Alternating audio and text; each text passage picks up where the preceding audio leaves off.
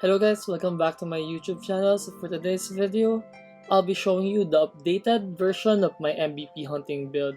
So stay tuned to find out.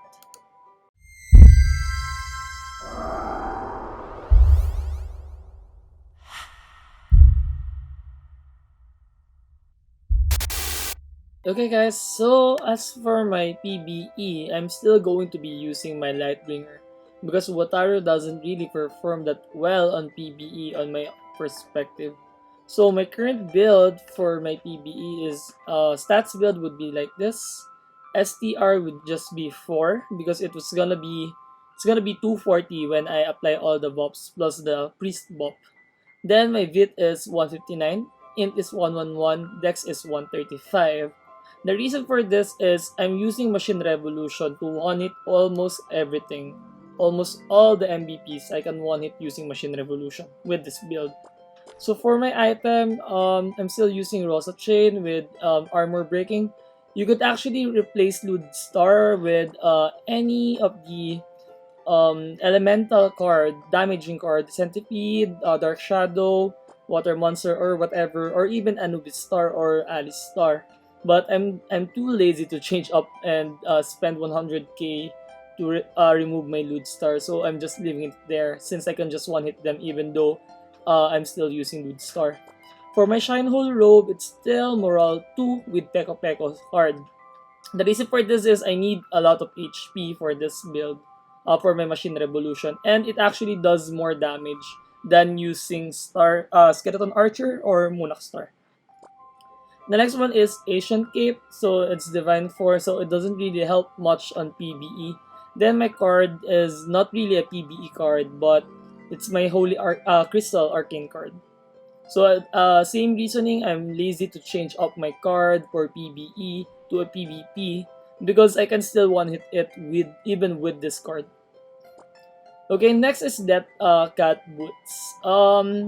This actually gives you a lot of SP. So if it is equipped by a swordsman merchant, your max SP will be increased times 5 of the job level. Then there's also a tier for this one that increases more. No, sorry. It's just really this one. The increased max SP by job level by times 5.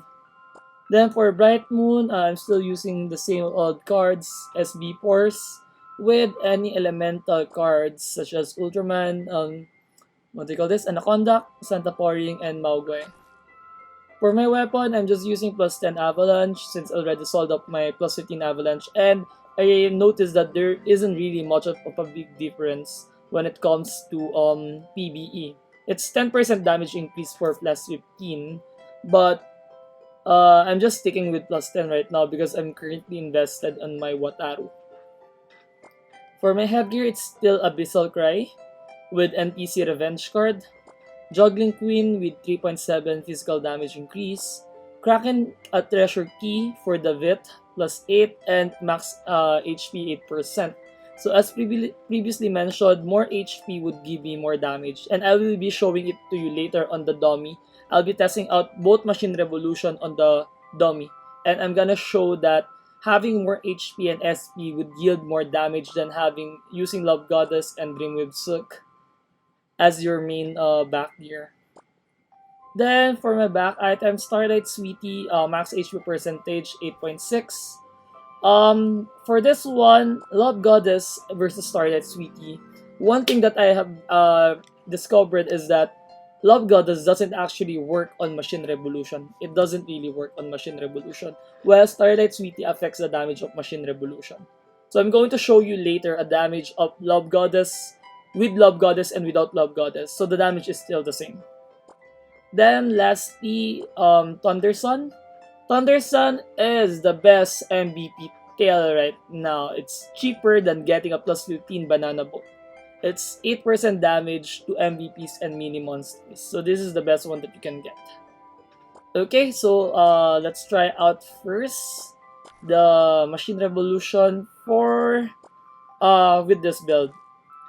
Okay, I'm gonna buff off. Use this skill. Use overload. Then I'm going to put restart and gonna do it now. Oh shit, I forgot to show my damage. Okay, I'm gonna restart again.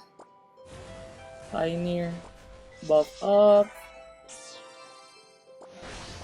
circle, restart, and let's go. So its damage is 113.5 million.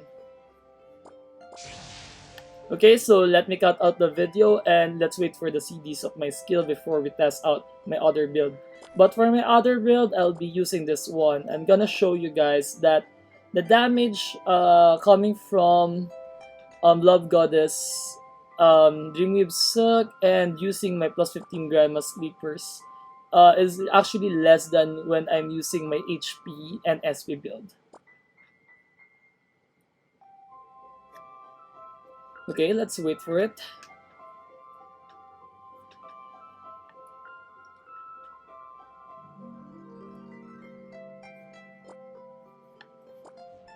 Okay,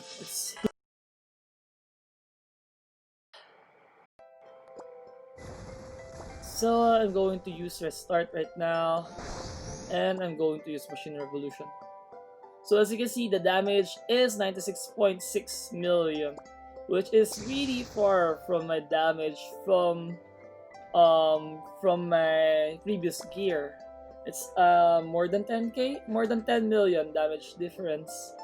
So let me remove this one, the Love Goddess, and I'm going to show you that Love Goddess doesn't actually help you increase your Machine Revolution damage. Let's wait for the restart.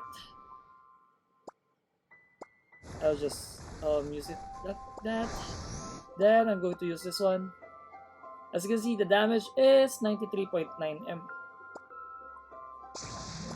So yep, the damage without Love Goddess and with Love Goddess is kind of similar. It's almost the same. But my damage with my with my SP and HP build is quite a lot more. So that's it. That's my MVP gear. Updated MVP gear as of November 2020.